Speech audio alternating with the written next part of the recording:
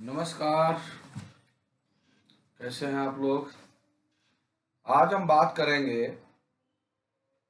Ectocarpus. इससे पहले हम बॉल बॉक्स, उडोगोनियम पर बात कर चुके हैं। ये बेसिकली जो है ये फियोफाइसी ग्रुप का मेंबर है एक्टोकार्पस। तो फियोफाइसी के जो अधिकांश मेंबर हैं वो मैराइन एल्गा है, और जैसा कि नाम से जाना जाता है फियोफाइसी यानी कि इन्हें ब्राउन एल्गी भी कहते हैं। तो इनमें जो डोमिनेंसी होती है वो क्लोरोफिल कम अमाउंट में मिलता है, और बाकी जो दूसरा अमाउंट है जो ब्राउन कलर की रिस्पॉन्सिबल वो अधिक मात्रा में मिलता है।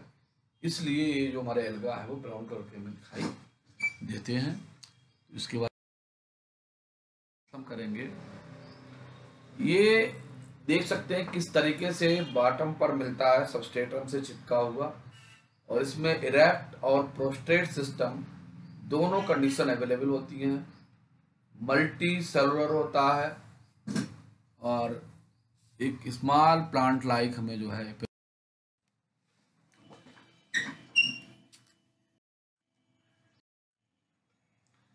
अब इसमें देखा जाए कि जो हमारा ब्राउन एल्गी है फियोफाइसी के मेंबर्स हैं।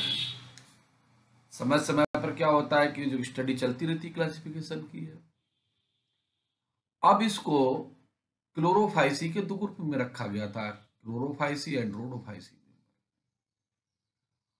और जो एफी फ्रिश से इन्होंने स्पियोफाइसी को 9 ऑर्डर्स में डिवाइड किया था। अब इसके कुछ ऑर्डर्स हैं, उनके कुछ एग्जाम्पल्स हैं, जैसे एक्टोकार्पेल्स, एक्टोकार्पस इसका मेंबर है। लेमिनेरियल्स, लेमिनेरिया, माइक्रोसिस्टिस, नीरोसिस्टिस, फ्यूकेल्स, फ्यूकस, सार्गासम और डिक्ट्यूल्स, डिक्ट्योटा। तो ये बेसिकली जो मेंबर हैं वो हमारे फ्यूफाइसिक मेंबर है। इसमें क्वेश्चन आ सकता है कि बहुत सारे ऑब्जेक्टिव में दे दिया जाए एक्टोकार्पस, लेमिनेरिया, माइक्रोसिस्टिस, फ्यूकस, सार्गासम, डिक्ट्योटा और दूसरे, कि निम्न में से कौन सा एल्गी जो है वो फियोफाइसी का मेंबर नहीं है, ब्राउन एल्गी नहीं है, निम्न में से कौन ब्राउन एल्गी है। इस तरीके से नंबर क्वेश्चन में से पूछा जा सकता है। अब हम बात करेंगे एक्टोकार्पस की। अभी बात चल रही थी फियोफाइसिक मेंबर्स की, अब एक्टोकार्पस में चलते हैं। इसकी बॉडी कैसी होती है। Plant body is filamentous heterotrichous which is the differentiated into prostrate and erect system. खड़ा भी रहता है और फैला हुआ भाग प्रोस्ट्रेट सिस्टम कहलाता है। The prostrate system of profusely branch and attach with the substratum, नीचे चिपका रहता है।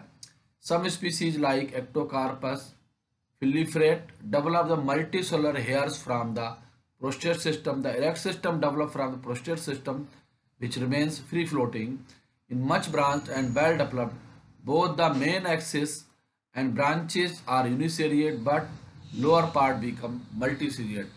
तो इसमें जो ब्रांचें बनती हैं वो यूनिसीरिएट और मल्टीसीरिएट होती हैं। और ये आप कुछ दृश्य देख सकते हैं फिलामेंट का किस तरीके से मिलता है। आप एपेरियस देख सकते हैं, डेंस प्लांट जैसा इसमें, और अपराइट्स भी है, इरेक्ट सिस्टम भी है, प्रोस्टेट सिस्टम भी है। और इसमें जो ब्रांचिंग है वो यूनिलाकुलर, मल्टीलाकुलर स्पोरेंजियस में पाई जाती हैं।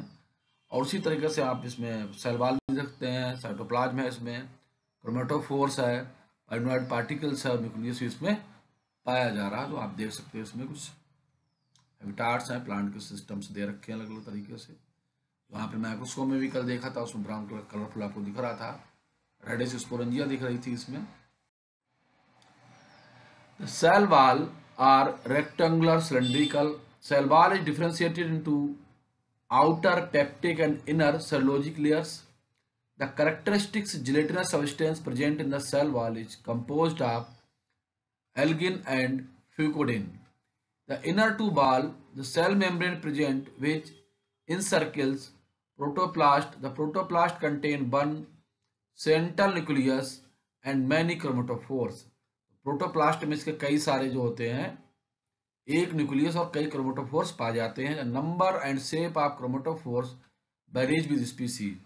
तो जो क्रोमेटोफोर्स का संख्या है स्पीसीज बाई स्पीसीज वेरी करता रहता है, कम बढ़ हो सकती है।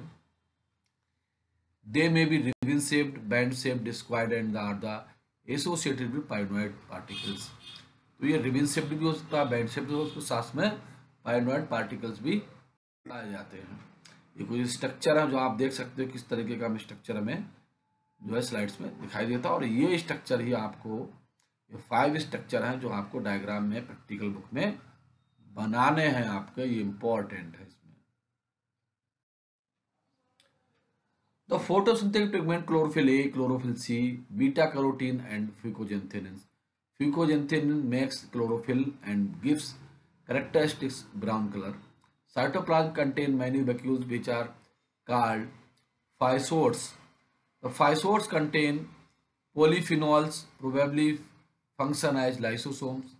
Morphologically, haploid diploid vegetative filament are most like, but the cells haploid filament are comparatively shorter in length than the diploid filament. जो हैप्लॉइड फिलामेंट होगा वो छोटा होगा, डिप्लॉइड फिलामेंट जो होगा वो बड़ा देखने में। अब इसकी जो हमारा इकोनॉमिक इम्पॉर्टेंस क्या है, जो हमारे फ्यूफाइसिक मेंबर्स हैं और जो हमारा एक्टोकार्पस से क्या क्या फायदे हो सकते हैं, आर्थिक लाभ हमारे क्या है। They are widely use edible seed भी, लेमिनेरिया एंड सार्गासम। ये फ्यूफाइसिक जो मेंबर हैं लेमिनेरिया और सार्गासम, इनको समुद्री भोजन के रूप में, जो खरपतवार उसके रूप में, जो जानवर उनके खाने के रूप में यूज किया जाता है। Alginic acid commercially extract and use the food industry as the thickening agent. It is used stabiliser in ice cream and baking industry. तो एल्गेनिक एसिड जो मिलता है उसको हम बेकिंग इंडस्ट्री, ब्रेड है, केक है, आइसक्रीम है, इसमें बनाने में प्रयोग करते हैं। Alginic acid is used as batteries, battery बनाने में करते हैं। Alginic acid used for making piles, surgical threads.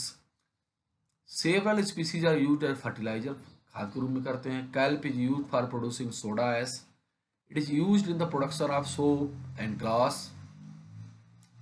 Brown alga like Laminaria, rich in the iodine, has been used to treatment iodine deficiency. And glutaric acid जो हमारा हो जाता है गलागोटू, उसमें प्रयोग करते हैं।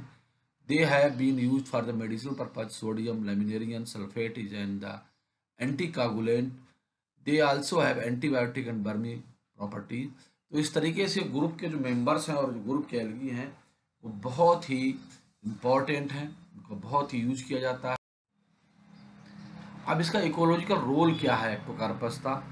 Ectocarpus is a type of thread like brown seaweeds that thrives in the oceans across temporal and temporal regions worldwide. These algae play crucial role in the marine environment. The following are the key ecological roles. Primary procedures. Ectocarpus act as the primary procedure producer by using photosynthesis to convert sunlight into organic matter from carbon dioxide and waters. This organic matter serves as food, organic marine chain, habitat formation. The filamentous structure of Ectocarpus provide a complex habitat for the various small marine critters like crustaceans, nematodes and prostate, यानी बहुत सारे animal इसके अंदर रह सकते हैं। These organism rely on ectocarpus shelter food और place reproduce. तो ये जो हमारा एक्टोकार्पस का प्लांट है उनको शेल्टर भी देता है रहने के लिए, छिपने के लिए, और साथ साथ में भोजन भी प्रोवाइड कराता है।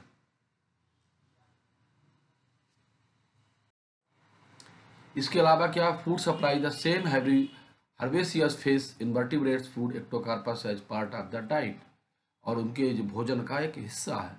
Nutrient recycling, the when Ectocarpus dies or decompose, releasing nutrients back into the marine ecosystem. These nutrients support the growth of other organisms, including phytoplanktons, which are essential to base of the marine food webs. Research model of Ectocarpus is widely studied. The model organism in the marine biology. It is easy to cultivate in laboratory setting at life cycle is well understood. Scientists and Ectocarpus gain insight into the biology of brown algae and dynamics of the marine ecosystem.